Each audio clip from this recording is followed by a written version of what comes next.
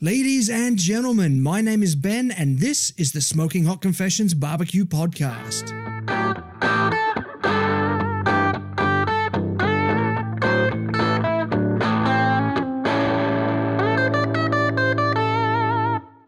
Hey family, I hope you're well wherever you are and you got that thin blue smoke rolling. Welcome to episode 1 of season 6, my US road trip part 2.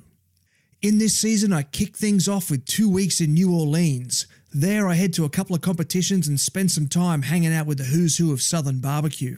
From there, it's up to Kansas City for 4 days of BBQ Nirvana at the National Barbecue and Grilling Association's annual Conference and Excellence Awards.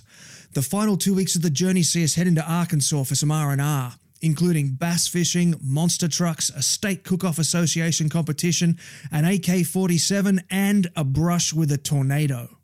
And of course, you're coming with me. This episode sees me head out to Hammond, an hour outside of New Orleans. We'd arrived in New Orleans from Australia at 4 p.m. on Friday, and by 8 a.m. Saturday, I was meeting some absolute legends of the game. What impressed me about this competition was the complete community backing of the event. Now, Hammond is a small town. There's only one main street in and out, split right down the middle by a parallel train line. Both sides of the road are shut down and filled with barbecue teams.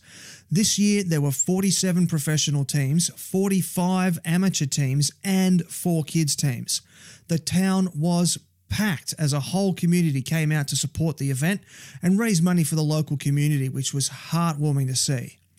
And, in true Louisianan style, the trophies were pyrographed Crawfish Pot Paddles. Before we get into it, I'd like to let you know about our awesome merch shop. We've got our incredible Smoking Hot Confessions tumblers, as well as hats, t-shirts, and stickers. There's also 2 amazing ebooks, 27 Lessons Learned from Competition Barbecue and the delicious Bacon Manifesto. I'd also like to invite you to join us at the Smoking Hot Confessions community on Facebook. If you're looking for a barbecue group full of open-minded people who just love to help each other out, the Smoking Hot Confessions community is a great place to continue the conversation. Finally, however you listen to this episode, please subscribe, rate, and review the show. It really helps me spread that barbecue love. So without further ado, grab yourself a crawfish po' boy and join me as I hit the pavement and chat with the champs at the Hammond Barbecue Challenge.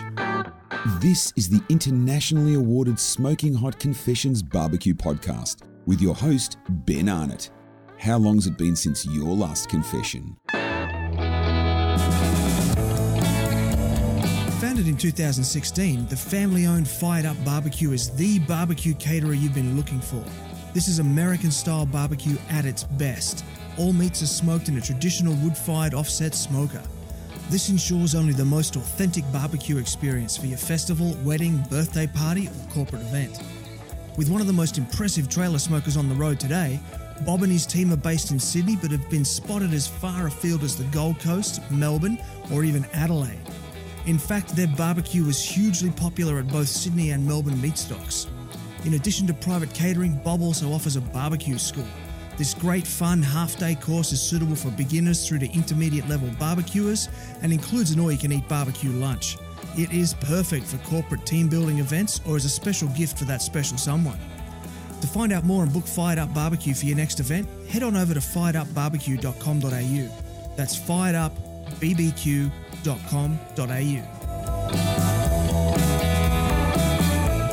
Hey folks, Ben from Smoking Hot Confessions here. We're in beautiful downtown Hammond, Louisiana. And the first gentleman to show me some hospitality today is Mike from QOW. Mate, how you going? Everything's going fine. We haven't cooked for 5 months, but we haven't forgotten how to do it. This is, I think we're up to about our 490th contest, so it's something that just kind of comes natural after you do so many. Wow. So how long ago did you start in competition barbecue then? We started actually 20 years ago. We did a couple backyard contests, and then the next year we started doing KCBS. And you kind of get addicted to it. You certainly do, yeah. I can relate to that. Now, what can you tell me about what you're cooking on here this weekend? We've got this beautiful big black trailer here. It looks like something out of the old Knight Rider TV show. I'm just waiting to see you drive a Corvette in the back of it. What do you got inside there? I've got a Deep South, which is my main cooker, and then I've got a Peoria custom cooker. We call it a mini meat monster, which is basically a real high-tech grill. insulated, double wall.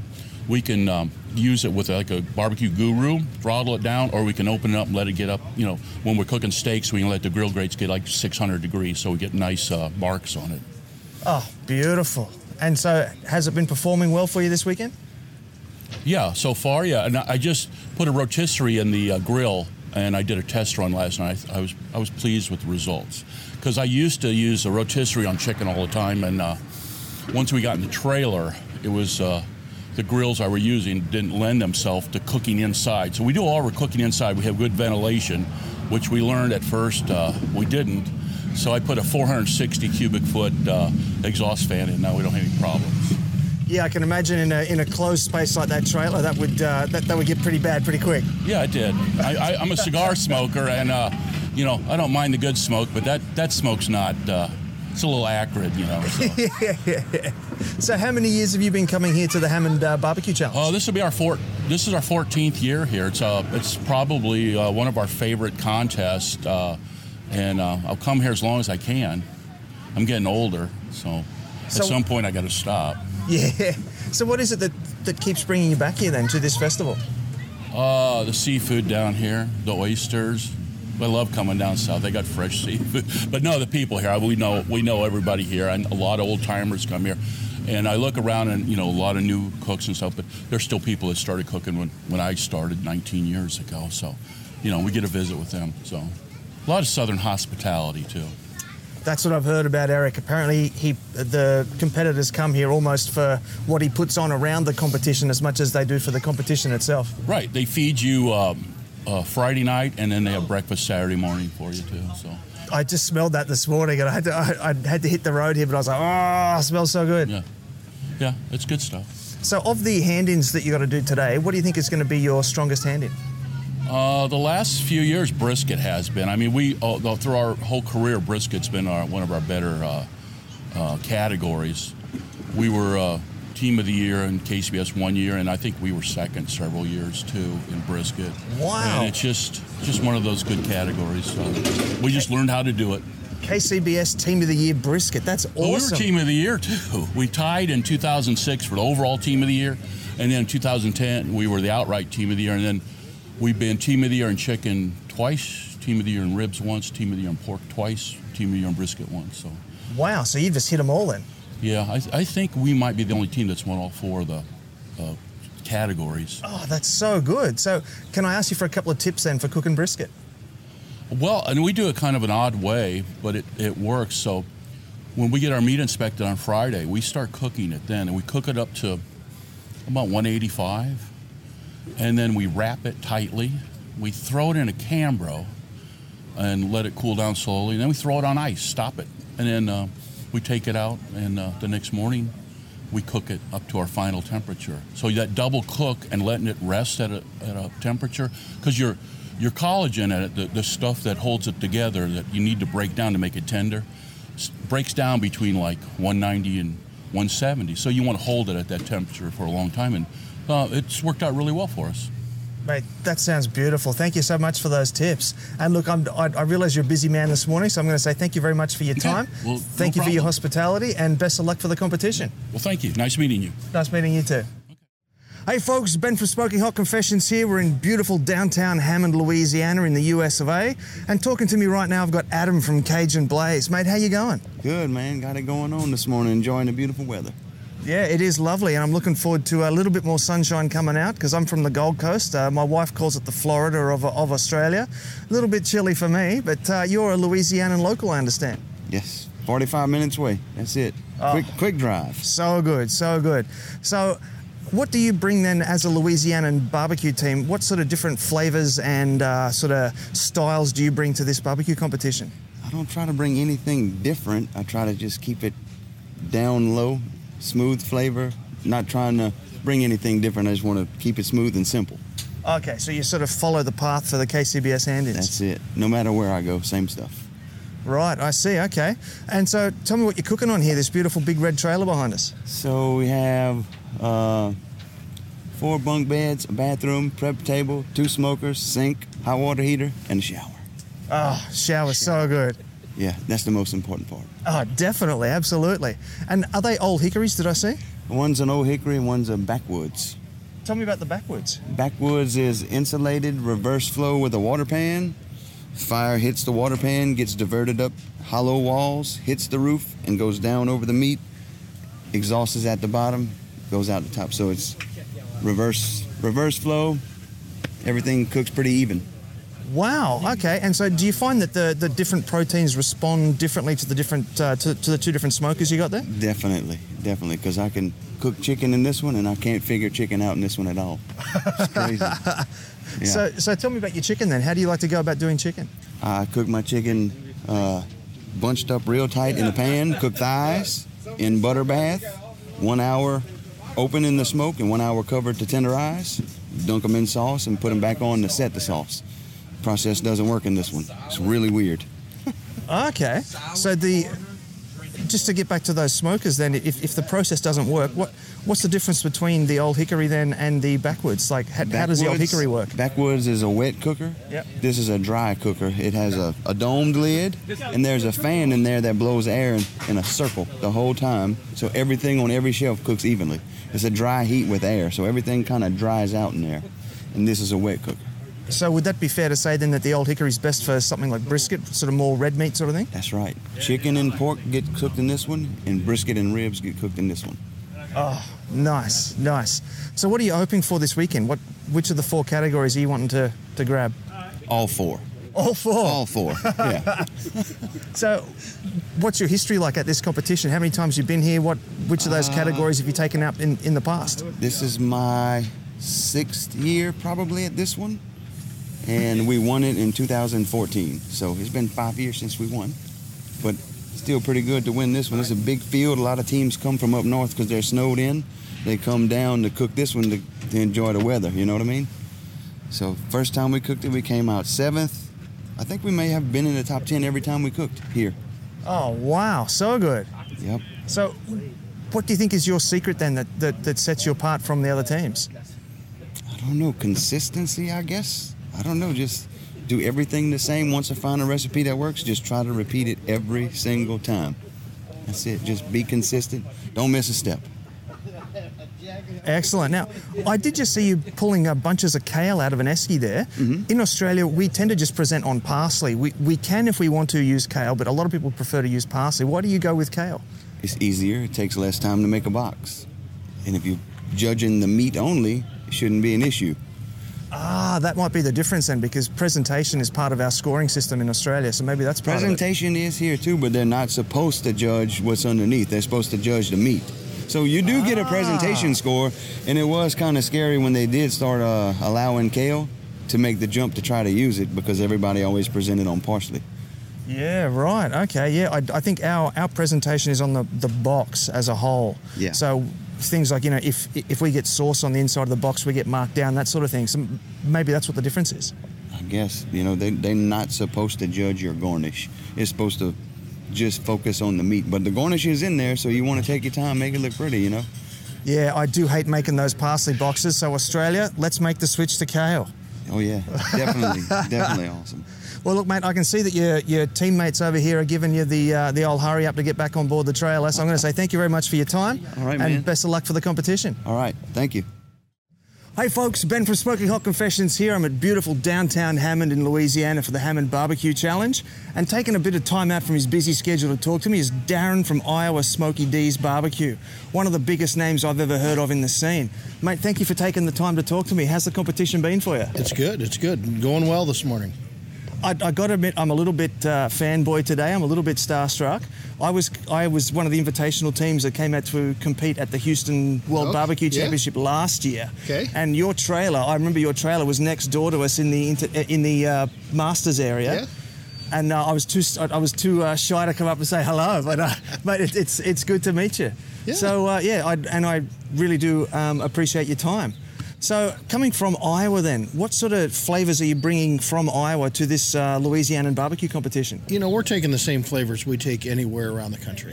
We really don't change anything, whether we're in Florida, whether we're in Louisiana, whether we're in upper Wisconsin. Doesn't matter. We really don't change anything. I always say good barbecue is good barbecue no matter where you cook it. Fair enough, that is true. And do you spend most of your time doing KCBS competitions, or do you go into the other organizations? Yeah, well, we do mostly KCBS. We do FBA, the Florida Barbecue. We've done a couple of those. We've done some IBCA, down in Texas. So it's a lot of fun. We just like to cook. So, how are the different organizations different? Well, IBCA, you're dealing with cooking half chickens, ribs, and brisket, so there's no pork involved. KCBS, you're dealing with chicken, ribs, pork, and brisket, but you're dealing with garnish in the box and only 6 pieces, minimum in the box. FBA, same, kind of a mix of the two. No garnish, but 10 pieces in the box. 10 pieces? Wow, that's interesting. Is that because there's 10 judges on the table, or just because they just want 10? That's just the way they do it. I don't think there's 10 judges. I think they just do it with 10. Must be just to feed the officials afterwards. I guess. But it's a lot of fun. Same concept, though. Yeah. So did you make it back to Houston this year? We were back on Champions Corner again. We won the Royal last October, which threw us back into Houston. Oh, so good. Yeah, we didn't make a final this year, but it was still a lot of fun. As you can attest, Houston's the best party on the planet. Oh, it is, man. It was wild. I was there. It was 125,000 people on the Saturday night when I was there. Yeah, it's crazy. I usually measure it in the cases of beer. I think they sell like 50-some thousand cases of beer. Yeah, definitely. So can you tell me a little bit about what you're cooking on this weekend? So I'm cooking on a Jambo pit. So we've got the, chickens still sitting in the refrigerator. Our ribs are here cooking away. The pork and brisket's already wrapped, just waiting for it to finish. And what sort of temperatures do you run it at? Like, do you cook everything at one temperature in the Jambo, or do you have different? No, we do. We run everything at 275 to 300 degrees. It really depends where the pit wants to run today. I try not to stifle it down. But most of the time that's going to lay between 275 and 300 degrees. Oh, interesting. Cool. So what do you like most about the Jambo? Well, it's simplistic. There's no electronics. Nothing's ever going to go wrong. If you lose your coal base and lose your fire, it's real easy. You build another fire and off you go again. So it's not like you have a control board that goes out or something, and the beauty of the Jambo is, when you cook on it, you have the ability to raise that temperature or lower that temperature, 50 degrees in a matter of minutes. Wow. Yeah, it's crazy. It doesn't really hold the heat in the chamber. It's all about moving air through the chamber. So it's you can make a lot of adjustments. Let's say you're running behind. I can crank that up real quick, but then I can lower it right back down. So it's got excellent draft then is probably the key to it. Yeah, it's all about the airflow in the Jambo. So good. Look, one more thing that I want to talk about. I'm really impressed with all these different trailers and things here. Like our game in Australia, there's only, I think, one team, maybe two, that's got anything remotely close to these. So can you tell me a little bit about what's behind these big red walls? Well, we've got, we do this 35 to 40 times a year. So we say if you're going to do that, you got to be comfortable doing it. You can't be unloading trailers and easy up tents and things. So, our setup really consists of, taking the wood out of the back of the trailer. The Jambo's already back there. We roll out the awning. We're really ready to go. So it's all about, we've got living quarters up there because you got to be comfortable. You got to get good sleep if you're going to compete good. You want to have a prep area with a kitchen and then the smoker back here. Lovely, man. I love the sound of that. So what advice do you think that you'd have for competitors in the scene? Just competitors. Most people want to know flavor profile and everything. It's really a tenderness game. It doesn't matter what you put on the meat, it really doesn't matter. You don't want to offend any judge. Most people miss the tenderness, and it's a tenderness game. If you cook tender meat and you're consistent about it, you're going to win. Mate, wise words. Thank you so much for your time. I realise that you got to get back to it today. I appreciate you taking time out to talk to me, and thank you very much. All right, it was fun. Hey folks, Ben from Smoking Hot Confessions here at the beautiful Hammond Barbecue Challenge down here in Louisiana. And Brad from Couchon 225 has taken a few minutes out of his day, and not just that, he's actually letting us record inside his trailer, which is awesome. Mate, thanks very much for your time, and how are you enjoying the weekend? Oh, it's a great weekend. Beautiful weather, perfect barbecue weather. Perfect time to be out here with friends and family, make new friends, and try to win a few prizes here. Mate, that's what it's all about, isn't it? That's right. So with a name like Couchon 225, I'm assuming that you're a native Louisianan team? Correct. So what sort of flavours then does the Louisiana sort of influence your barbecue? A little more on the spicy side, a little cayenne, Cajun flair, a little sweet but not much. Okay, and the judges obviously like that because you're... That's okay. Okay. The judges obviously like that because you've been doing quite well. So, yes. Yeah, we find in Australia that the judges don't really respond well to heat above the Queensland border. So do you find that the different states' judges have a little bit different flavour profiles? I do. A little sweeter towards Florida, a little blander towards the middle states. Actually, a little more heat in Texas than here. Oh, really? I find here a good sweet heat combination is good. I found that in Texas I needed a little more heat than what I normally do. Right, as in like cayenne heat or just straight black pepper heat? Just black pepper with maybe a touch of cayenne, but more black pepper. Oh, interesting. Wow. Mm-hmm. So tell me what you're cooking on this weekend. This weekend I'm cooking on custom-made drums. They're called Sticks barbecue drums. They're an octagon shape, custom-made by pit builder Chad Mayu out of Shreveport, Louisiana. Wow. He sponsors me here, so he supplies me with them. Great drums, hold perfect temperature. I do run gurus on them, and I can load a full basket of charcoal, and I've actually ran my pit at 275 for about 24 hours. Oh, wow. Without it killing, and I actually had to shut it down at that point. So these drums are really good. He builds a great product, and then I also use a Rectech as well. Okay, yep. So just on the topic of those drums, what difference does the octagonal shape make? Do you know? None really. It's just it's to kind of separate himself from everyone else. He originally started making the round drums, which I used to use, and then he went to these and little thicker metal, hold heat better, very comparable to a gateway drum. As far as thickness and the way that they hold heat. Beautiful. Interesting. And the Rectech pellet grill, what flavour pellets do you run through that? I actually run B&B charcoal brand, which is a oak, cherry, and pecan blend. Strong pecan flavors in all of my cooking. I'm a real pecan fan. I love that too. It's so good. Yeah. So good. So what do you think that you're bringing to this competition that's going to set you apart from everybody else? Hopefully brisket. Oh, okay. Yeah, that's my strong suit. So that's what I'm hoping to do. I'm hoping that I hit my flavors that I've been doing and my textures and tenderness. And then this is my hometown cook. I grew up 15 minutes down the street from here. Oh, wow. I live 30 minutes away now. I actually own 2 restaurants and specialty meat shops. One of them is here in Hammond. So I'm a local guy, a lot of people here, so doing well here is good for business as well. Oh, absolutely. So what's your history like at this competition then? Started here, this is the 4th year I've been here, so 5th year I've been here for 4 years though. It's the 5th competition. Started off as a brand new cook. This was my first competition as a cook. Thought I knew how to barbecue because I own restaurants, and come in, thought I nailed everything, just like a new cook. I've got 20 grills out there. I've got tables everywhere. I got aluminum foil and paper towel, just a new cook. Thought I nailed it, finished in the bottom 5 in every category. Humbling experience, but made me want to get better. Gave you the thirst and the hunger. I was hooked from that point. And I've been going for 4 years now. It's done really well here in chicken in the past. Last year I won the brisket category here. Oh, so good. So, it's never gotten the grand yet. I'm still not a grand champion. I've gotten several reserves, but I'm hoping to get that elusive grand one day. Yeah. So I got my first place pork last weekend in 4 years. It's the only category I'd never had one in, and I finally got one last weekend in Pensacola. Well, congratulations. Thank you. So without giving too many of your secrets away, can you run us through how you go about doing your brisket? Brisket is, as a specialty meat shop, I sell competition brisket. So I carry Imperial Wagyu briskets is what I carry. So I get them in. I like a heavier brisket, 18 to 20 pounds. I trim it down to about 8 pounds when I'm finished. I do separate.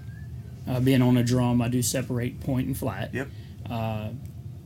Cook them, light seasoning undercoat, medium coat on the top, and then I've got a friend of mine that I think you just interviewed, Adam and Jason with Cajun Blaze. Yeah. They Jason actually makes a really, really phenomenal steak and beef rub. Oh, and yeah? I've got some from him, and I use it as a top coat, and it's really helped my brisket program come along a lot since then. So I use that and then just smoke it for 3 hours open. I cook hot and fast. Yep. 300 degrees. So 3 hours open, then I wrap until I hit my temperatures, and at that point, it's just, do the judges like it? Happy days, yeah. That's it. So how's that going to impact your friendship then if you end up winning brisket with his rub? Well, it's not too bad. I've beat him several times with his rub, but I share my sauce with him. I make a sauce, I give him my sauce, and he's beat me every time with my sauce. Oh, okay. So it's a shared friendship. We just share everything, and beautiful. We're competitive, but we're also very friendly. Just like the whole barbecue community. That is what I love about it. Yeah, we're all competitive, but we're all competitive together. Correct. Yeah. Correct. So good. Well, look, mate, I can hear the alarms going off outside on the drums. So I'm going to say thank you very much for your time. No problem. And best of luck with the competition. Thank you. I appreciate it. Hey folks, Ben for Smoking Hot Confessions here. I'm at beautiful downtown Hammond. We're in a barbecue festival literally in the main street of town.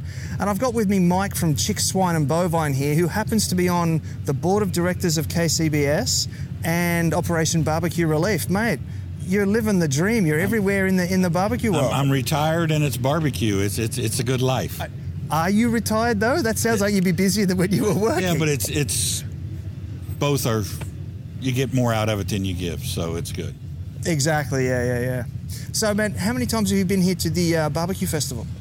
This is our 8th, 9th. I'm not one of those. I think this is the 9th. I'm trying to remember back. 2010, 2011 was our first one. Right, that's awesome. So you're obviously a repeat offender. Yeah. What is it that keeps bringing you back to this particular festival?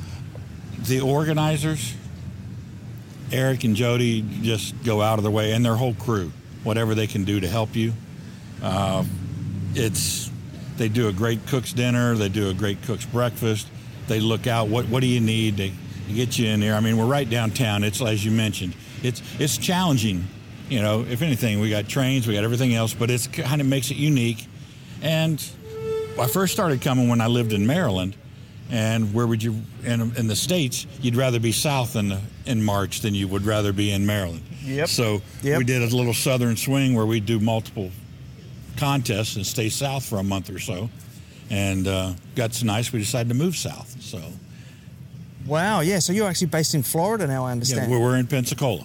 So Maryland and then Florida, what kind of individual flavors and sort of different profiles are you bringing to this Louisianan competition? Well, fortunately, good barbecue is good barbecue, and hopefully we have some today. But we're more of a Kansas City flavor, and we're blessed. We've won our share of competitions, and we've won in 10 or 11 different states, and our flavors used to anyway, travel pretty well. So it's you don't want to offend the judges. A little sweet, a little heat. Cook it till it's done is what. There's a couple really good cooks out there. That's their motto. So as long as it tastes good, the judges are going to take care of it.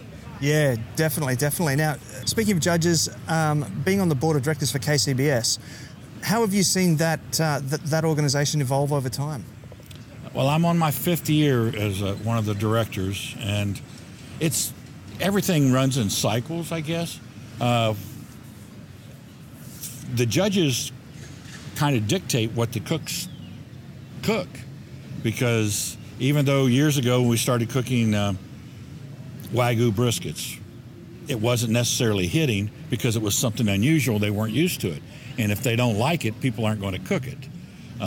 It became the norm. Then we got to these gold briskets, and then now a lot of us are cooking these A9 briskets out of the butcher shop in Pensacola, Florida, and they're awesome. And it's just that next step above. And if you're cooking whatever it is, and the judges it doesn't score, and you find something that does score, you're going to stick with it, whether it be a certain cut of meat, certain brand. If it continues to make the judges happy and you cook it right, you're not going to change. And if somebody's doing something right, it tends to get spread around, and more people will learn about it. And as long as the judges like it, it's going to go. But if their tastes change, then the cooks are going to have to change. That's interesting. I've never sort of thought of it from that perspective. But yeah, I guess the judges really do set the trends in the scene, don't they? Right. I mean, the appearance of the boxes and stuff, you might see another team do something that looks really neat. And if, appearances counts the least, but everything counts when everybody's shooting for a 9 on appearance, because that way you might have a little leeway later on. So that you might have cooks come up with different designs and layouts and things, but it comes down to what it tastes like. It's, what's it feel in the mouth? Does it taste good? When you chew it, is it swelling? We've got all these people that come up with these different tests that aren't what KCBS does or sanctions, not in our instructions. But so this last year we were trying to, okay, what's it feel like in your mouth? Does it feel good? Is it swelling? Is it real chewy? Is it tough? You can tell that from your mouth, as well as you can tell does it taste good? What's the flavor of it? So it's taste and tenderness. If it's really hard to chew, it's not tender.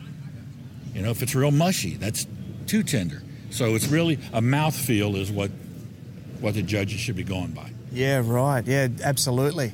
So before I let you go, can you tell me a bit about what you're cooking on this weekend? This is the best smoker on the circuit. Of course. No, it literally is. It's probably one, I don't know the exact number, but I would say more grand championships than any other. And will say more world championships than any other pit. Wow. It's a Jambo pit made by Jamie Gear out of Burleson, Texas. I can point, there's 5, one, two, three, there's 4 just on this street right here. I can see 3 right there. There's one on the other side of us right here. There's, within 50 feet of me, there's 10 of them right here, easy, if not 12. And that's just on this little block. Yeah, and we've got about 3 or 4 blocks here along. Right, so it really is, they're not cheap, but they're well made. This is our second. We did like 170,000 miles on our first one. Wow. And we upgraded to, this is a J3. It's a little easier for us to move around. With my wife and I, we're getting older. I miss my J5. I wish I'd never sold it. It's out still cooking. I sold it to somebody else because I didn't think I needed to. I should have kept it. But they're great pits. We've won grand championship with this, so it's a competition cooker. You're not going to go out and cater necessarily for any quantity of people with something like this. But if you're doing it right, you're going to cook a good contest. So is that just a question of volume then? Because it's, what's that, 24-inch by... This is a 30-inch barrel. It's all in how you put it in there. The other one I had is a 26, and I was able to cook a couple whole packer briskets, 3 or 4 butts, 4 racks of ribs and chicken and everything else that I needed to do a contest. So it works. But you get the Old Hickory Pits, which does a lot with Operation Barbecue Relief and donates some awesome equipment for us. We can put 80 butts at one time on one of these cookers. I've seen the Operation Barbecue Relief Old Hickory Pit. That thing is a monster. Yeah, so you cater with something like that. You don't necessarily cater. If I'm catering, I'm charging you a lot of money because there's only so much I can do in here. So to make it worthwhile. Yeah, fantastic. Look, I appreciate your time. I realise that you got to start getting ready for some hand-ins. I appreciate it. And best of luck with the competition. Thank you. Thank you very much. You have a great day. You too. Hey folks, Ben from Smoking Hot Confessions here. I'm at the downtown Hammond Barbecue Challenge. It's a beautiful day. There's smoke in the air. Things are looking really good. With me right now, I've got the man himself, Eric Fares of Hammond Barbecue Inc. Now, you remember Eric from season 3 of the podcast last year. I interviewed him about this very competition, and now here I am 12 months later. I'm here in person, mate. It's wonderful. Thanks for coming. Mate, thanks for having me here. It is absolutely fantastic. What do you think about this, the weather? This is beautiful. I'm from the Gold Coast. I think we're sort of on a similar equator line. Right. And, mate, this is like home for me. Hey, I'm telling you, this is, as they call it, Chamber of Commerce weather. Yeah, beautiful, beautiful. So, how is this festival sort of shaping up this weekend? It's great. The weather is a big part of it, but we have 49 proteins from 14 different states in here. We have 40 backyard teams competing and 8 kid teams competing over in the Chicken Little. We have, on this side of the tracks, we have all the pros. that side of the tracks, we have all the locals, along with the vendor area over there too. So you can't help but get out in this weather. It's just so beautiful, mate. So, given that you've literally got this side of the tracks, that side of the tracks, which side is the right side and the wrong side of the tracks? Always this side, the side I'm on. So, but yeah, it's the reason we have on one side of the tracks is because the train is still a working train. Is the Canadian line that comes from Canada that goes all the way down to New Orleans. There's nothing we can do. And in KCBS, if you miss the time turn in, you're disqualified. You have a 10-minute window, 5 before, 5 after. If you miss that, you're disqualified. So we keep it on one side. Right, okay.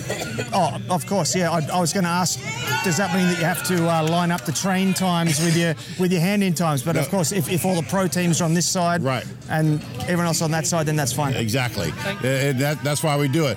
The city, the beautiful city and city council and the community would like us to expand, but we can't cross the tracks. And then if we go if you notice, down this way, it's too far from turn-in, which is right where we're standing. So it's just a time thing and a distance thing. Yeah. So Yep, got it. So with competitors from 14 different states, what kind of different flavor profiles or influences are we going to see here in this competition? The great thing about KCBS, the judges travel. So it doesn't matter what region you're in. They're going, you cook the profile for Kansas City Barbecue Society, which is mostly sweet, tangy, it's a little hot on the back end, and because all the judges travel so well. So it's not really a regional thing when you're doing the KCBS thing. Interesting. So I guess competition barbecue transcends boundaries then. It's sort of...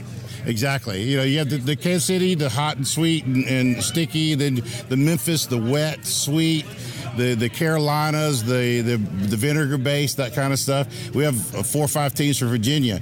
They've changed because they're cooking KCBS. They've changed to a sweet and sticky kind of sauce instead of the vinegar base, the sauce they usually use. Ah, right. Interesting. Yeah. Yeah, I've been talking to a few different teams this morning from around the place, and I've been asking them, so what kind of influences are you bringing? And they're all just saying, look, we're just cooking competition barbecue. Right.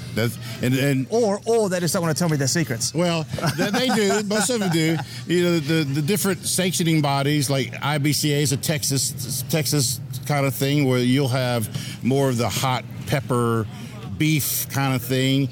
Kansas City is more of the sweet ribs kind of thing, and Memphis is the wet, just juicy kind of sweetness. So, but when you do KCBS, they try to do the single, the sweet and the tangy with a little spice on the end. I'm actually road tripping through Louisiana and then up through Memphis and then up through St. Louis before hitting Kansas City for the NBBQA conference. You'll see it all. You'll see it all, all the regions. I've got a checklist in the glove box of the car, and I'm like, tick, tick, tick. Right. That's what you have to do. And you have to make a list, or you'll go crazy trying to figure it out. Yeah. Now, when you're in Memphis, the Rendezvous, the most famous one in Memphis, and then of course down Beale Street, you have all that. But Rendezvous is right there by the Peabody Hotel, right around the corner. Sounds good to me. I'll have to definitely go and check them out. Yep. So, how has this competition evolved in the last couple of years? The main thing is the size of the rigs have changed. I have noticed that there are some big rigs here. Big rigs. You still have a couple 20 by 20 people with their tents and set up, but then you have these massive rigs that come in that have a 40-foot motorhome pulling a 30-foot trailer. So I got 70 feet of rig on one team. And in this downtown setting is I'm stretched for space. I need every foot to get all these teams in. And we have 49 teams. We had 52. One had trailer problems, and one had some personal problems. So, we keep it around 50 teams here. Yeah, it's very impressive, some of these rigs. Like I was just talking to one fella down the end here, Chick, Swine and Bovine. Right.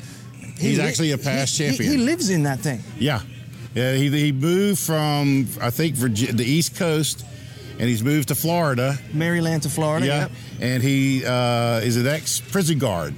So, and actually, he's big into the Operation Barbecue Relief. Yep. So he's pushing that, and he travels around doing Operation Barbecue Relief. Yeah, right. Yeah, so good, so good. Yeah, you got a ton of the big names here. It's fantastic. It's some new teams this year from Florida and Virginia, and a lot of the teams that have been coming for years. You include Mr. Johnny Trigg over here. He's been coming all 16 years. This is our 16th year. And he says, you've got some top-notch teams in here. One team right next to him, Buckshot, is actually leading KCBS points right now. All right. So wow. This is a destination. The way the community and all of the people in here in the city embrace these teams that come in, they love it. They love it, and they love being here.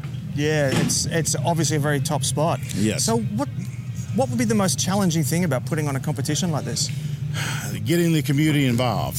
If the community is not behind you, it's very difficult to get what you need from the city. The electricity, every spot we have here, over 55 spots, all has 30 amp power. Wow. And water that the city provides. Right. I introduced you earlier to a guy that we went all over the country starting this 18 years ago, and he's business. And he said it's not rocket science, it's logistics. If we get the logistics down, after that, it's easy. If we're looking at it, we've got, 4 city blocks on either side that is blocked out. So, yeah. What we call this along the railroad track here, the Canadian railroad track, we call it the parking mall for downtown. So we have lots of parking for downtown businesses. So we take this whole area for 4 days. So if the public are resistant to it, then that's not going to happen. Exactly. So then, following up from that question, then what is the best thing about putting on a competition like this? The people you meet, the community that you grow together on all these travel people you see. You may only see once a year, but you also see the great things that everybody provides to everybody. You know, we have one guy down here, he paid his money to compete. He said, I don't feel like cooking, but we're going to have a hospitality tent here. So everybody gather here, and we go down there and have a couple beers and relax at the end of the night and have fun.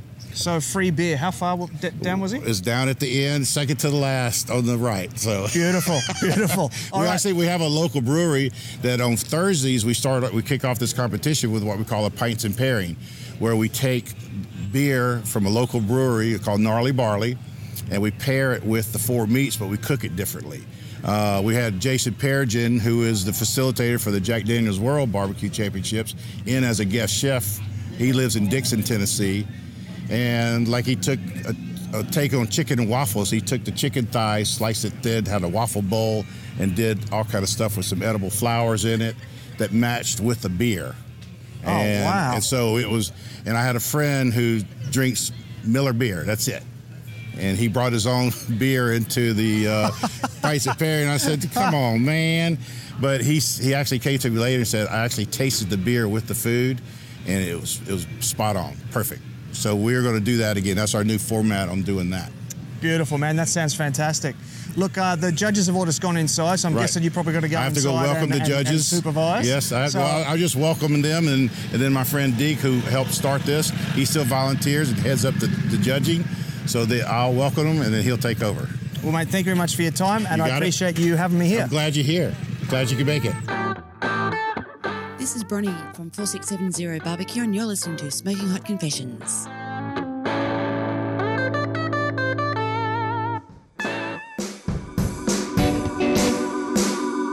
Clean Heat Charcoal is a leader in the barbecue scene, whether it's sponsoring festivals, supporting teams, or supplying fuels for your backyard cookouts. Their charcoal burns clean and hot and is also sustainable, renewable, eco-friendly, and 100% natural. Aware of their global responsibilities as an industry leader, their charcoal is made from an invasive species that is destroying valuable farmland in Namibia and Botswana. Clean Heat Charcoal empowers those African communities by offering employment opportunities to the locals that they wouldn't otherwise have. There is also the benefit of returning the local ecosystem to a state of balance, benefiting the local farmers and their communities. It's easy to see why it's the fuel of choice of top competitive teams such as the Smoking Joint, Suck Knuckle Smokers, and Smoke and Steel. With distributors nationwide, follow Clean Heat Charcoal on Facebook and Instagram to learn more. Hey folks, Ben from Smoking Hot Confessions here. It's done and dusted here in Louisiana at the Hammond Barbecue Challenge. And now that the dust has settled and it's time to relax, Robin from Wink's Barbecue is here to have a bit of a chat with me. How's the weekend been for you, Robin? It's been great. The weather has been absolutely beautiful. And Hammond is a great town. We love it. I've been really impressed at just how the whole community gets behind it. We've basically shut down two sides of the main street. It's incredible. Absolutely. They do a really good job here in Hammond. Jody and Eric both are very committed to the contest and to all of the contestants, people who enter, and all of the community who come and support it, you know, with all the vendors and all that. They're very good to get all that together. It's a very good show, I do have to admit. So how many years have you been coming to this festival? I think this is our third year. And what is it that keeps bringing you back? We just like Hammond. My husband was raised in Slidell, so it's really close to his roots. And last year we won this contest, so we're hoping to at least do well. So right, okay. So tell me about Wink's Barbecue. We've been cooking since 2011. I got a cooking class at Myron Mixon's cooking school for my husband and I, kind of a surprise thing. And he's always been interested in barbecue. His family always cooked a whole hog every year, all the elders out over the fire, and all night long. And then they shared all the good pork that they cooked. And so he'd always been interested in that, and then he kept following it. We were seeing, I don't think it was called Pitmasters way back then, but some of the barbecue shows that had Myron Mixon on TV. Yep. And so I got us a class, and after the class, we decided to start competing. We started in 2011, like I said. We competed in 4 contests. The very first contest we competed in was at Dothan. Myron was there. We got third place chicken, or second place chicken, one or the other. We won $400, and that was all it took. That was all it took. We started buying more smokers and a bigger rig, and we cooked a really long time in a 14-foot trailer where we'd have to push everything out of the trailer and cook on the ground, and we paid our dues doing that. And after we were doing pretty well, put the money back in, and so that we were able to get something a little nicer, this rig here. So we've had a lot of different kind of smokers, but we've kind of settled on what we have now, and we're happy with it. On that topic then, can you tell me about what's inside the rig and what you're smoking on? Sure. Up front, so where we sleep, it's up over the over the bed of the truck. It's a fifth wheel. It's a bed, and the next part is like a living area with a slide out and full bathroom, which is really nice because you have to shower after you barbecue because you're smoky and dirty. Yeah. And then there's a full commercial kitchen with a refrigerator, freezer, ice maker, stainless steel countertops, stainless sinks. Sounds like heaven. Stainless sinks. It's really nice. And then out back is a porch that has gull wing doors that open, and all of our smokers are out there. Makes it really easy. Oh, that sounds so good. I'm at the stage where I'm still pushing my smoker up into the back of an 8x4 trailer. Yes. So, I've still got the lower back sprains to prove it. So the idea of some of this, that's my idea of heaven. Right. So talking about the smokers, what smokers are you cooking with? Well, today we're using a drum smoker that was custom built by Jason Whitcomb. He was the pitmaster, one of the pitmasters for Unknown Barbecue. That's an mainly FBA team down in South Florida. Anyway, he built this smoker. I saw it. I said, I have to have it. He wasn't willing to sell it right away. It was So you stole it? Okay. No. It was his personal smoker, but he decided to sell it, so he contacted me, and we arranged to pay for it, and his dad actually brought it about halfway for us. It's white pearl powder coated, and it's the most beautiful smoker ever. How do you keep it clean though? It's powder coated. You just clean wipe it down. Yeah. Okay, cool. You spray oven cleaner on it and wipe it. Well, not exactly that, but cleaner. And it dissolves all the grease, and you just rinse it off. It's great. Oh, lovely. Right. And then we have a Rectec, a small Rectec. I don't know all those numbers, but we have a big Rectec at home that we used to use. Now we use a smaller Rectec. and you just turn it on and set it to whatever you want. In 15 minutes, it's up to temp, and it holds that temp, and it's a great little pellet smoker. We love that thing. And then we also have an Old Hickory Ace, I think is which one we have. Right. And which is your personal favourite out of those three? Probably the white one, because you seem to, your eyes lit up when you talked about it. Well, I like the drum smoker. I really do, because it's pretty. But, I mean, last weekend in Pensacola, I cooked homemade cinnamon rolls in the Rectech, and they were the best that a lot of people that tried them have ever eaten. So, yeah, I kind of like the Rectech. It's kind of like an oven. I like it. Fair enough. So it's not long now till awards. What are you quietly crossing your fingers for? We just want to hear our name called. You know, you just want to get at least one call. You don't want to get skunked. So that's what we're hoping for. All right, sounds good. Well, best of luck with it, and I hope to see you up there. Okay, thank you very much. Thank you for your time. Appreciate it. Hey folks, Ben from Smoking Hot Confessions here. We've wrapped things up at the Hammond Barbecue Challenge here in beautiful downtown Hammond. And I've got with me here Matt from Hot Wachula Barbecue. Mate, how's the weekend been for you?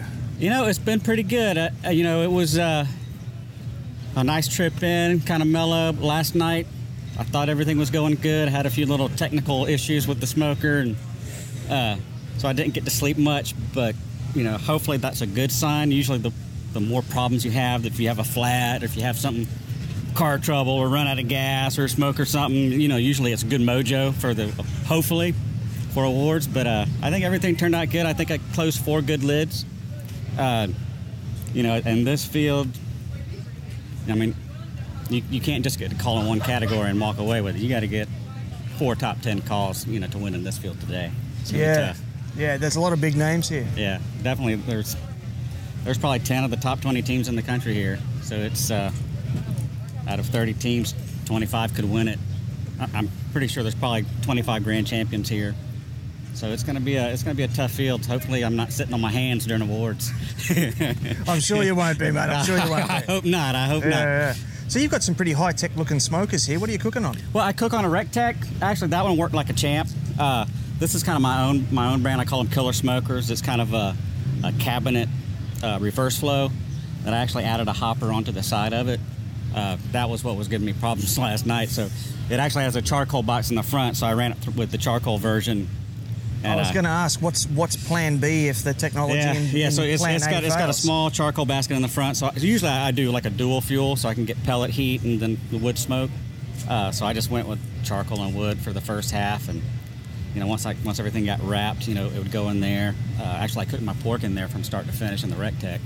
But it all worked out well. You know, it's there's always something at a contest, you know. But that's the thing, you know, you got to adapt and overcome. You know, it's not, you know, people that cook a lot, it's not always, you know, cook by numbers, set it and forget it. There's always something, whether it's the power goes out or the weather's bad, or you just never know. So you've got to kind of tweak stuff and, you know, make adjustments along the way.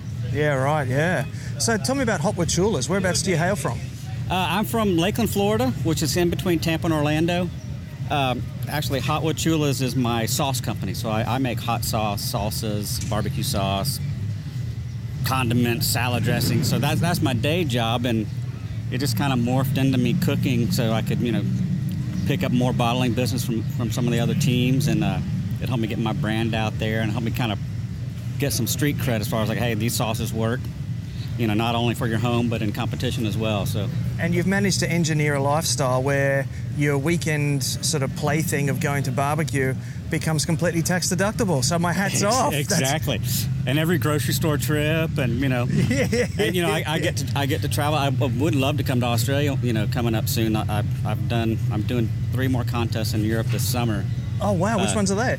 I'm doing the Transylvania contest. I'm going to Slovenia, and I'm going to Amsterdam. And I did one in northern Italy in January, so I'll have four contests in Europe this year. So I could insert a joke about what sort of smoke flavor profiles I go for in Amsterdam, but hey, but they love it.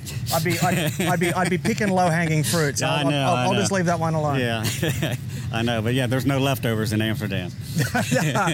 No, I can't imagine there would be. So that's going to be an exciting trip. So I'm stoked to go there.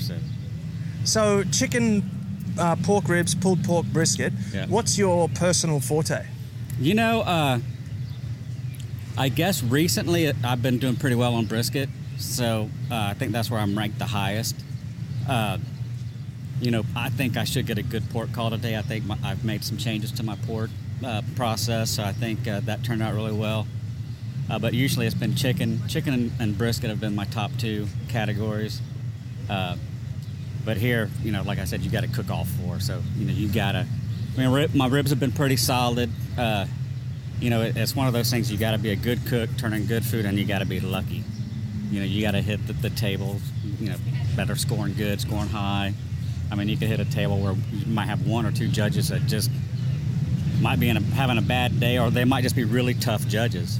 And, you know, that could cost you a walk and, you know, cost you money, but, you know, it's kind of the luck of the draw. It's part of the game, you know, isn't it? That's why we cook 30, 40 contests a year, you know, because it'll kind of even out. You know, sometimes, you know, you think you turn in great stuff and you don't get a call, and sometimes you can turn in stuff you don't think is all that great and you can get a first place. So it evens out over time. So, you know, a lot of people get in trouble if they don't get a call, they change something. You know, cook it at least 4 times. Do 4 contests in a row. Don't change anything, and then you'll get a good. If you get hammered 4 times in a row, then you know something's got to change. You know, either you're not cooking it right or your flavors are off. So focus on cooking it right. You know, get your tenderness down, and you can adjust the taste. But the tenderness is it's the hardest thing to get right every time.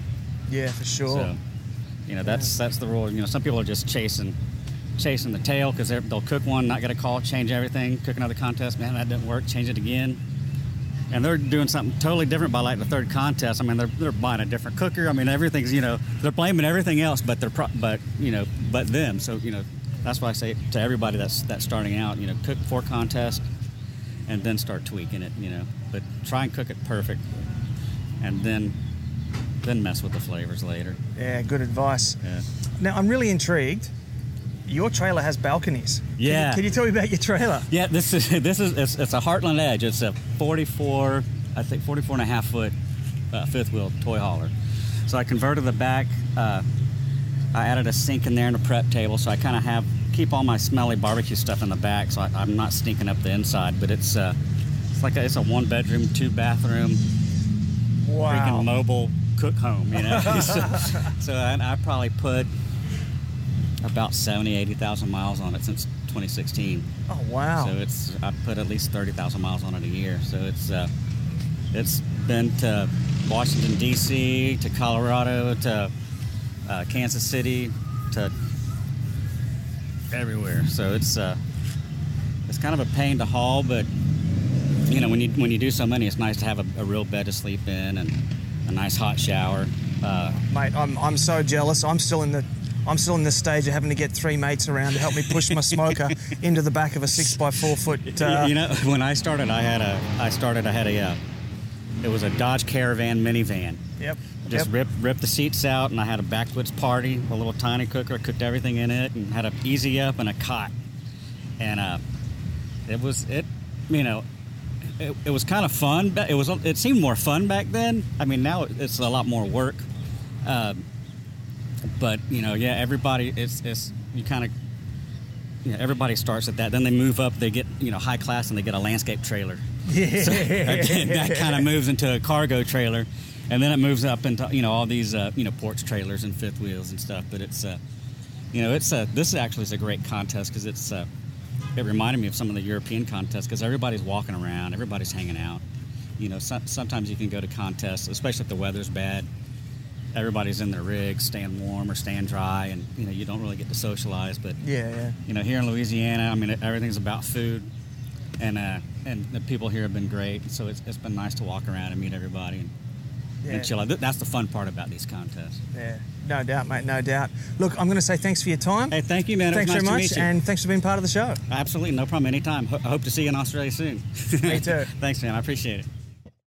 Hey folks, Ben from Smoking Hot Confessions here. It is done and dusted at the beautiful Hammond Barbecue Challenge in downtown Hammond. Literally in the middle of downtown. It's unbelievable.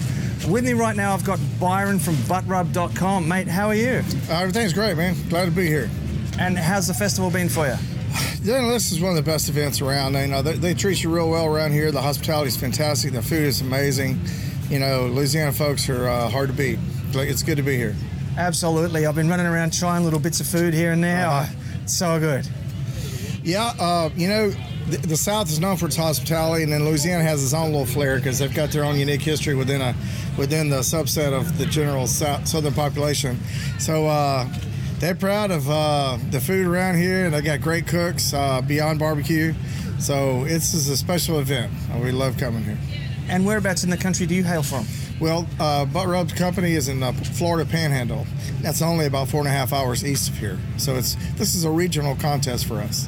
Right, okay. So being from Florida then, do you see much of a difference in the style of barbecue between Florida and Louisiana? Well, you know, of course, as far as the competition barbecue goes, everybody's shooting for the same things as far as balance, tenderness, appearance.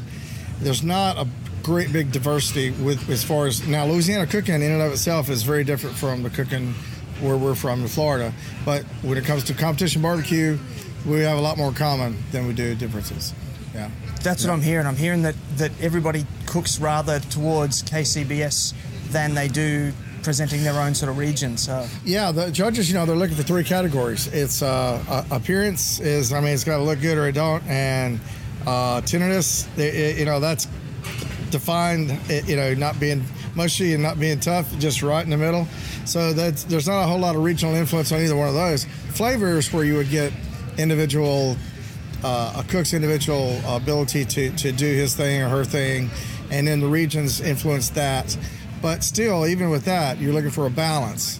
It's got to just have a nice orchestrated pal. You know, it's just got to all come together. Can't be too salty, can't be too hot. It's just got to bite into it, and you may not know why you like it, but you got to love it, and that just means everything's working together in balance. Yeah, definitely. Yeah. Now, on that topic of flavour profiles, tell me about Bad Byron's Buttrub barbecue seasoning. Our product has been around since our 22nd year. I started this in 1997. Wow. And our region, you know, you couldn't even buy rubs at the store. No one knew what it was. So we had a hard time at first, but people who tried it liked it, and it was word of mouth, and it was a grassroots thing. Next thing you know, we're getting in the grocery stores, and, you know, 10 years later, all the big companies, you know, they got a rub now. So it's just, it was just kind of meant to be. We've just caught the right time, the right place, the right name, and it's got a well received, you know, a very versatile popularity, and that's why we're still in business. But there are a lot of good rubs on the market, but this is something that people buy it for barbecue, but it winds up being an all-purpose seasoning for them. So we're really glad that our customers have been giving us all these years, and and we feel like we're just getting going. You know, there's other parts of the country that we still haven't penetrated, and there's other places in the world now that are catching on to barbecue, so it's always exciting going forward. Yeah, no doubt, mate, no doubt. So what influences you then when you're designing a new recipe for your company? As far as the company goes, you know, we have other products, but we make our living selling butt rub. You know, like we're coming up with a butt rub barbecue sauce that is coming out soon, and, you know, that's just a response to the 21 years of competition barbecue that I've been involved with. So, but I think we'll always be the butt rub company who has other products. You know, so we stay focused on what works, and that's what's worked for us, and we don't mind, you know, having other products, but that's where we kind of keep our eye on the ball on that deal. You know, sounds good, mate. If it ain't broke, don't fix it, eh? Yes, go with what works, right? Yeah, definitely. Yeah. And speaking of what works, what have you been cooking on this weekend? What have you been what smokers are you using? Well, this is only my second time out with my new cooker, and we can take a look at it if you want to a little later. It's old school. It's a propane tank. The tank itself is about 40 years old, but I just had it built, so it's a brand new old cooker. Fantastic. Yeah, old school. Yeah, and I love it. It's a Central Texas style. Goes through a lot of wood, a lot of combustion, a lot of clean burn, and a lot of the same style cookers have the insulated fireboxes and all that, make it easy to operate. But this is a non-insulated firebox by design, so it goes through more wood and it burns real clean. Puts a really nice bark to the meat. So kind of new to it, so we got a little learning still, but I love it. Excited about it. So when you said that it's uninsulated by design, why did you choose to go uninsulated over insulated? Well, that's mostly the firebox, because that's how they do it out in Texas. It's a robust fire, and normally your combustion's here with an insulated firebox. With uninsulated, your combustion's up to here, and you go through more wood. And you think, well, man, are you over smoking it? But when you burn it clean, in other words, there's no visible smoke, it's just burning clear. You can put an enormous amount of wood to it, and it is real smooth wood flavors. So you only taste too much smoke when you burn it dirty. And when you see, and this is like a paper mill, the white you're doing smoke, the wrong thing. You're doing the wrong thing. Yeah. Oh, sounds good, mate. Sounds good. So we're drawing up to the awards here soon. What are you quietly crossing your fingers for? Well, I'm usually pretty much of an optimist, and all I can say is we did substantially better than last time, our first time out, and making progress. I would be really happy to get a call or two, but I'm not there yet. I've been doing it long enough to know when I'm really on my game, when I really feel like I could win. Be satisfied with getting a name call or two in 4 categories. Be real nice to get a top 10 award or 2. Give me a few contests and we'll be ready to win with this thing.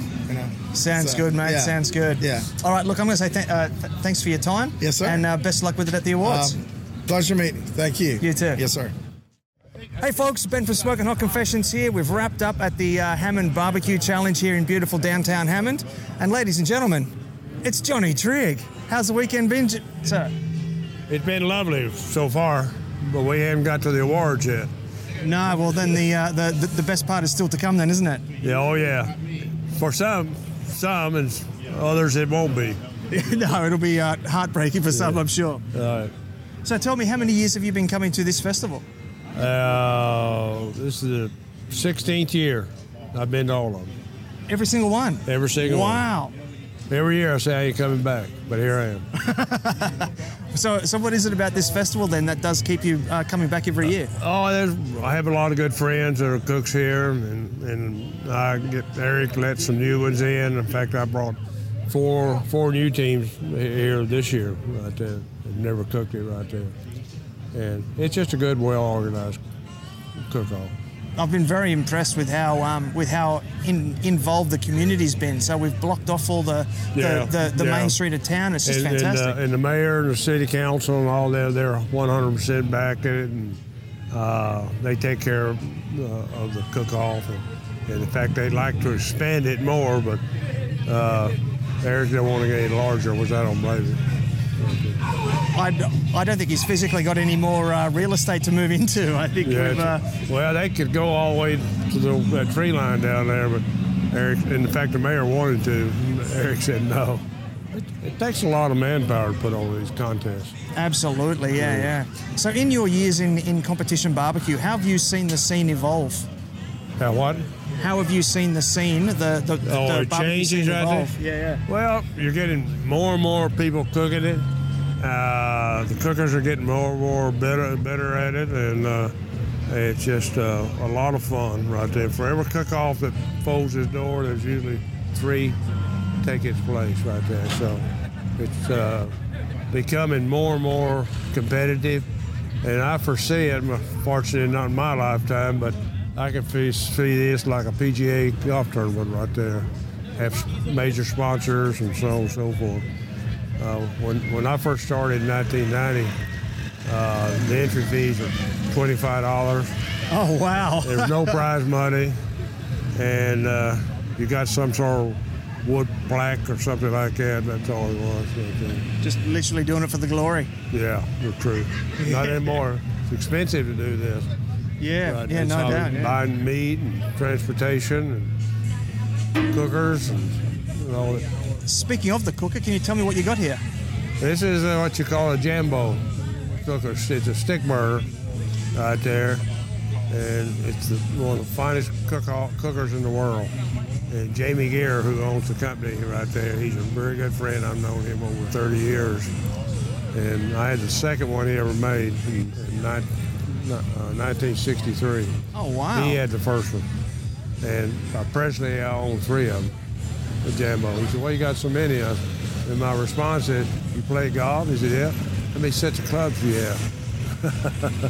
No, it's great. And these cookers here, he ships them all over the world.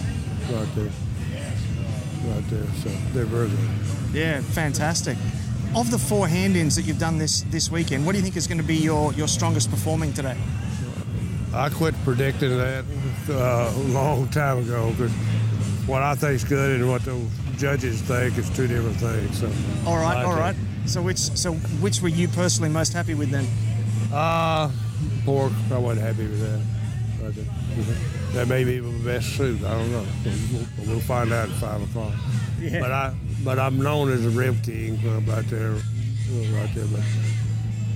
I'm getting older right there. My wife and I both, we turned 80 last year, and she's getting burned out. And I still like to go.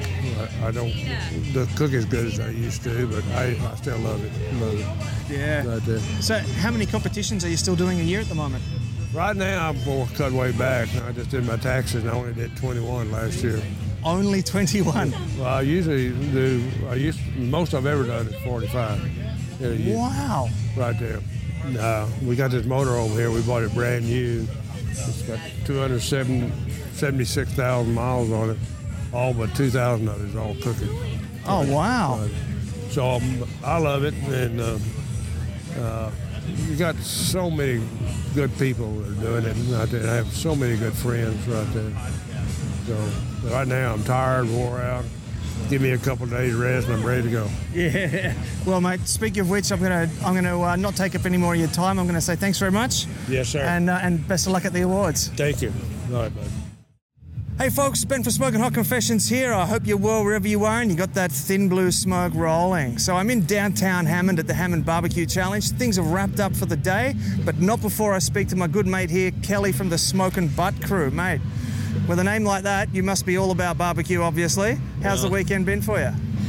Well, this is the first contest of the year. We had kind of a rough outing today, so we don't expect a whole lot, but, maybe we luck up and get a call would be great. But I'm not expecting to do very well today. All right, well... But that's all right. We're having a great time. It's a fantastic contest. We couldn't have ordered better weather. Great food, great music. I highly recommend it to anybody that could get here. Only problem is there's a wait list to get in this contest. I have heard that. Yeah. It's a very popular You really have to know somebody or pay somebody off to get in. or bump somebody off. Yeah, that's right, or bump somebody off. We've had to do that too. But. And the barbecue world just got very, very dark. Okay. That's right. So tell me what's been happening this weekend for you. You said things didn't go to plan. What happened? Well, first contest of the year, you think you have everything you need, and you forget a couple of things, and then you forget how to barbecue. We've been doing it for about 15 years, and it seems like I start over every year in the first start of the season. But we just had a kind of a rough brisket for whatever reason. That's usually our go-to category. But who knows? I'm pretty hard on myself. I'm my worst enemy, my own worst enemy. Oh, we always are. Yeah, we always are. So when it comes to brisket, what brand do you prefer to use, or breed do you prefer? We use Snake River Farms Wagyu briskets. Been using them for 10 years and have real good luck with them. They're very consistent. I don't know.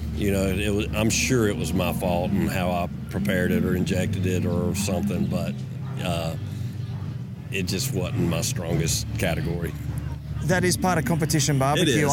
I know that when I compete, I'll use the same brand of everything. I'll cook it the exact same way, and one weekend I'll get a call out. The next weekend I'm barely off the bottom. Well, that's exactly right. So that's part of it, and that's what makes it competitive barbecue. But it's all good. Yeah. Now, you said that this is the start of your season. How many comps do you usually do in a year? I try to do 10, but it usually works out about 8. You know, I'm still a working guy. I work, about 60 hours a week, so I hear that. I really have to plan the contest. We've got 6 on schedule this year, and we're part of the Alabama BBQ Association, so we try to hit at least 5 to be in contention for Alabama's Team of the Year. That's really the only thing I can go after. Fair enough. Now, that's interesting that you said that you're from Alabama. What sort of flavors or styles would you say typifies Alabama-style barbecue? Well, we were talking about that too. If you really could change your flavor profile depending on what region of the country you cook, I'm not that good to change. I just try to do my own recipes that I do every weekend. We cook. I think it's probably, more sweet than savory in Alabama. It's definitely not a Texas brand barbecue. They like a little bit of heat, but naturally the men like a little heat more than the women. But all my stuff has a little heat on it, So I don't know what Alabama's exact style is. We're famous for white barbecue sauce with chicken, and I don't know of anybody that tries that. No, I love that Alabama white sauce. It is good. It's good on chicken. Yeah. But I guess that's what we're known for. I know one of our good buddies, Chris Lilly from Alabama, Big Bob Gibson. Absolutely, yep. And they have on their bottle that, they won first place in that category, white barbecue sauce. The only thing it doesn't tell you is they were the only competitor in that contest when they won first place. Let's not tell those fantastic. Secrets. Love it. All right, so tell me about your smoker here, mate. It's a Jambo. We've had a couple of them over the years. This one's a couple of years old. It's a J3. It's the best pit out there. There's probably 30 or 40 Jambos here this weekend. I have seen a lot Jambos and Rectex. A lot of Jambos. A lot of Texas barbecuers are here. They hit the Louisiana contest. I think it's the best smoker out there. It makes you look a lot better than you really are. It's easy to run. You just don't get any sleep. But other than that, I think it's the best pit made. Jamie's a good friend of mine, and I think he does a great job. Yeah, they're obviously very popular for a reason. Yeah. Yeah. Yep. Easy to use. That's the best thing about them. Yep, no doubt. All right, so we're closing in on awards time soon. So I'm going to say thanks very much for your time. Thanks, man. And really nice best to of meet luck. you. Yeah, you thanks too. a lot. I appreciate it. Got a project you'd like to work on with the SHC team? Shoot Ben an email on ben@smokinghotconfessions.com and let's have a conversation. If you're looking for your next barbecue smoker or grill, Jagged Woodfired has got what you need. Owners Julianne and Glenn are multiple award-winning barbecue competitors who've even travelled to the US to compete at the World Barbecue Championships in Houston, Texas. Based out of Perth and shipping nationwide, Jagged is one of the largest pit builders in the country and has an ever-growing lineup of meat cooking machinery. Not only do they have their now famous smoker ovens, they are also producing incredibly efficient gravity-fed cabinet smokers and some of the most stylish asado grills you're ever going to see. Jagged is also well known for amazingly detailed custom work, ranging from backyard designs all the way to installations in commercial kitchens. Proudly Australian designed, owned and manufactured, you can find out more at jaggedwoodfired.com.au, spelled J-A-G-R-D. Once again, head to jaggedwoodfired.com.au, spelled J-A-G-R-D, to learn more. What about this weather all weekend, huh? You can't ask for anything better. And look, thank y'all for coming out for our 16th annual Smoking Barbecue Challenge. Without the Backyard Boogie, the sponsors that we have, it wouldn't be possible. The pros over here are great additions to us. We love it, and they're the draw factor, I guess you could say. But y'all make the money over here. I appreciate it. We all do. All right, we're gonna call out 4th place in the Chicken Little. Then we'll go to site decoration. Caliento Brothers. All Good. Here they come. To the front.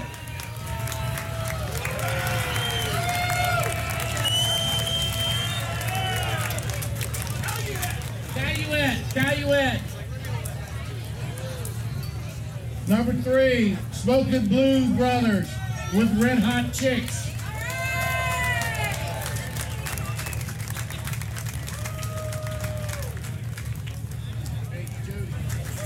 Second place, Roosters. And it's spelled like a roux and a stir, so it's Roosters.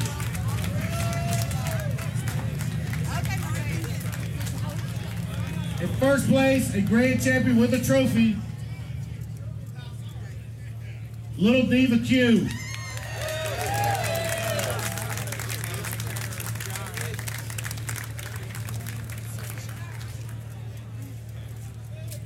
All right, we also had site decoration with Chicken Little. I'm going to mess their name up again. Third place, the Caliento Brothers. Caluette Brothers. Third place, site decoration.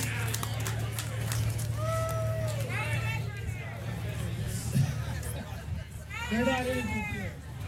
Second place, Little BBQ, site decoration.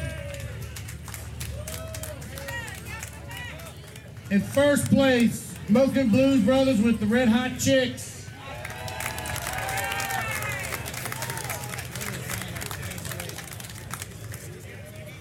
Hey, when you turn 16, come to the backyard boogie. All right, something we started about 10 years ago is Tip the Taste in the backyard, and they really step up. We do stuff. They raise a lot of money. This year we raised $8,053. I'm gonna read out the top 3 earners in the corporate division and the backyard. Third place, Miss Lou's with $419. Second place, Who Dat at $1,097. And then Double E Racing at $1,212.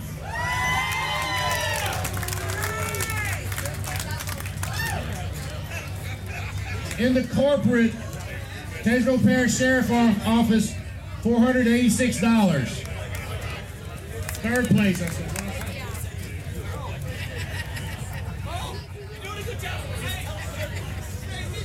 Second place, Walmart, $1,044. First place, Atmos, $1,593.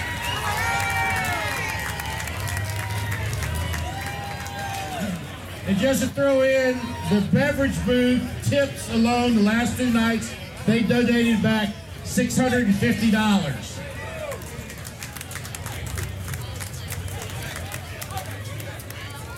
All right, and we also had site decoration in the backyard.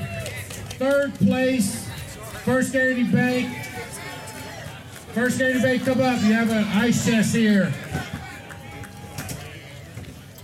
Second place, Chillin' and Grillin'.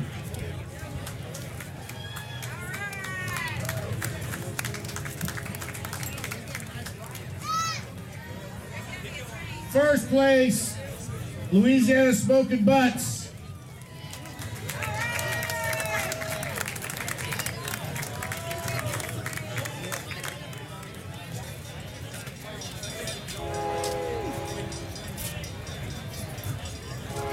All right, while we're waiting on the train, come buy your tickets. Come up, get a trophy. Backyard, Barbecue Republic.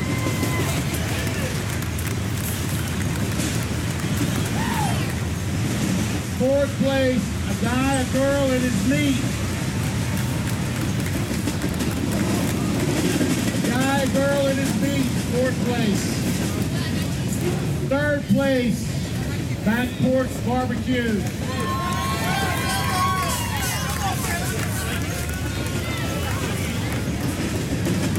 Second place, We Do BBQ.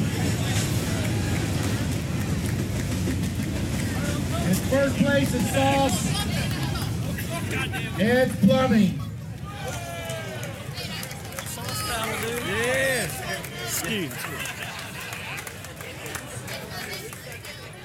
Backyard Chicken. 10th place, Daily Star.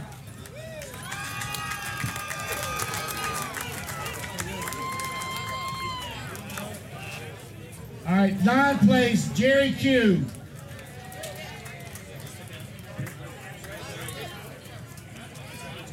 Eighth place, Miss Lou's BBQ.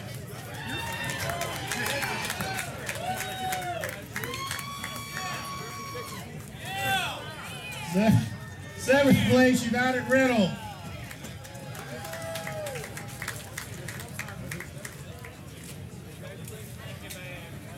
Sixth place, Double E Racing.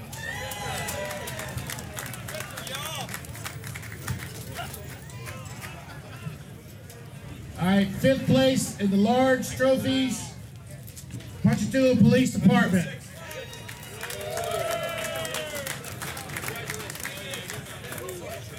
Fourth place, Nola Beats.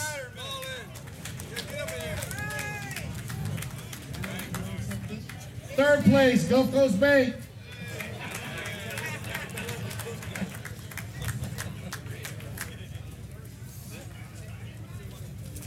Second place, Chillin' and Grillin'.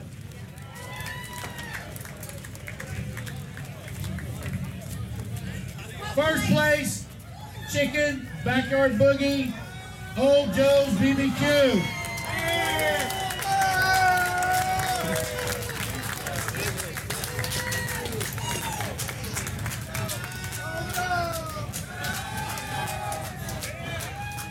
There's Steve. Backyard Ribs, 10th place, Walmart. 9th place, Lamar Outdoor Advertising. 8th place, Whole Smoke. Holy Smoke, sorry. I'm just reading what I was put on my paper. 7th, Big Cat's BBQ.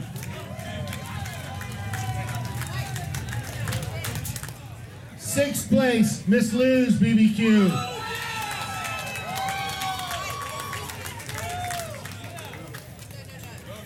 All right, starting 5 with the big trophies, Pile of Bones.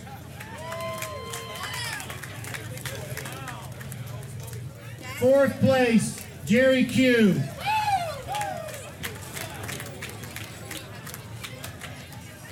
Third place, Barbecue Republic.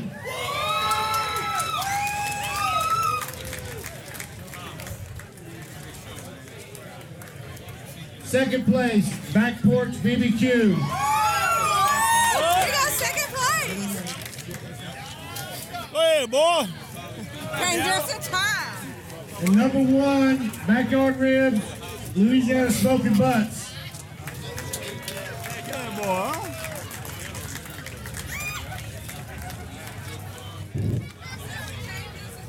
Our leader top 10 overall. And number 1, come up for your trophy, your glass trophy for the Walmart Backyard Boogie Championship. Number 10 overall, Is It Done Yet? Number 9, Big Cat's BBQ. Number 8, Pile of Bones. Number 7, Daily Star. Number 6, Louisiana Smoking Butts. Number 5, Holy Smoke. Number 4, Back Porch BBQ. Number 3, Jerry Q.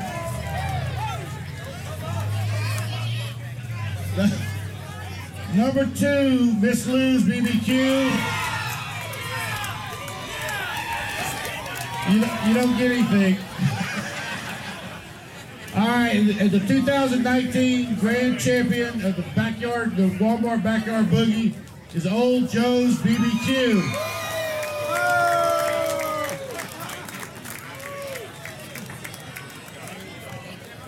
All right, now we're going to start the 2019 Miller Lite KCBS chicken category.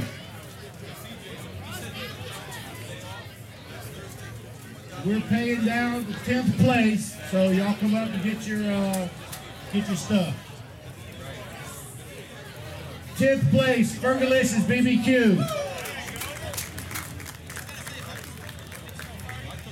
9th place, Q-Owl. 8th place, Chillin' and Grillin'. 7th place, Razor Rack Barbecue. 6th place, Fire Dancer BBQ. All right, starting the bigger trophies. 5th place, Smoking Triggers.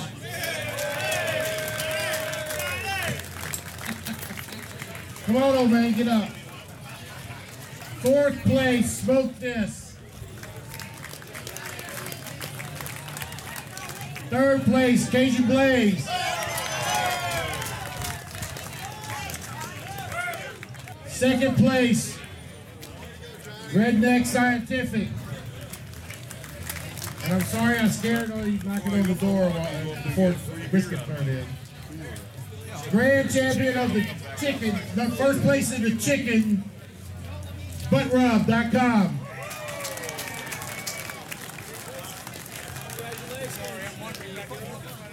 Now we're starting pork ribs, 5th place. Y'all help Johnny up again. Smoking Triggers.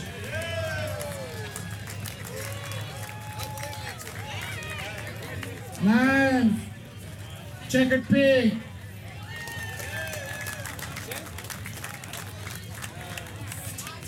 8th place, Razor Rack Barbecue. 7th place, Fire Dancer BBQ. 5th place, Barrel Fever BBQ. 6th, oh, I'm sorry, I missed one, hold up. 6th place, Cereal Griller. I'll go find my husband. I was going to keep the money, I couldn't find it. 5th place, Barrel Fever. 4th place, Lang BBQ.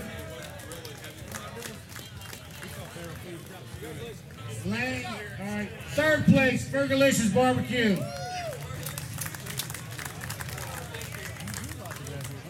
2nd place, Hunky Tonk Smokers. 1st place, Pork Ribs with a check from Smithfield. Habitual Smokers.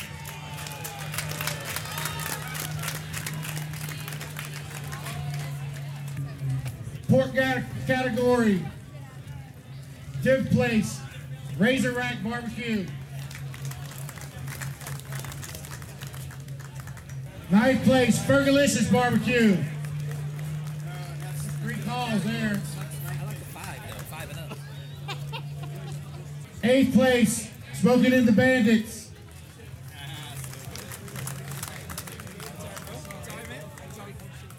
7th place, Bayou Boogie.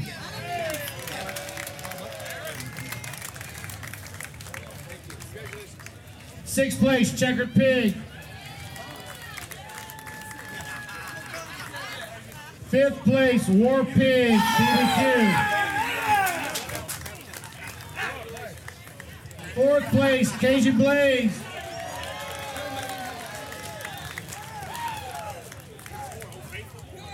3rd place, Blue Bloods.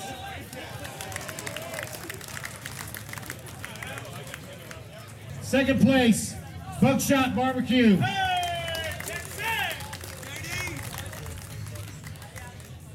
1st place, Smithfield with a Smithfield check.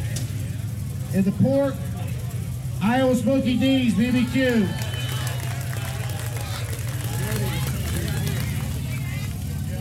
All right, brisket, 5th place, Texas Pepper Jelly.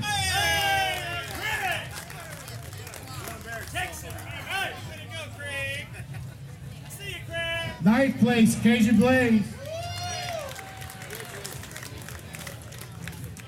8th place, Barrel Fever BBQ. 7th place, Fergalicious Barbecue. 6, chilling and grilling.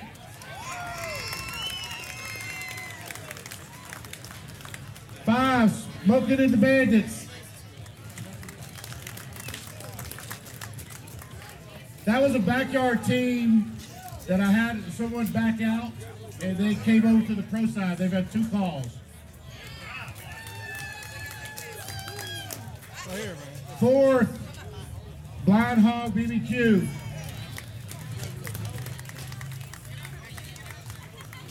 3rd, Redneck Scientific. 2nd place in the brisket, Razor Rack BBQ. And 1st place in the brisket, the 2019 BBQ, is Iowa Smoky D's.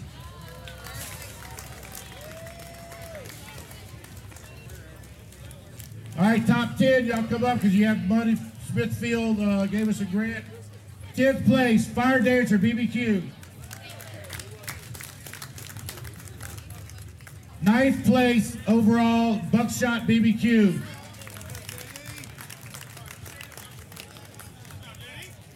8th place, Smoking Triggers.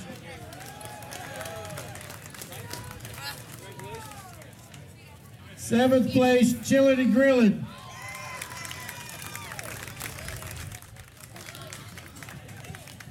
6th place overall, Checkered Pig.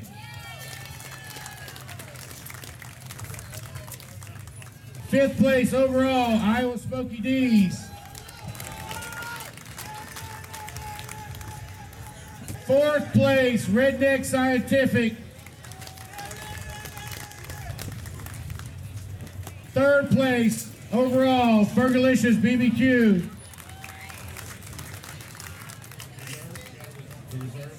2nd place, Reserve Glass Trophy, Cajun Blaze.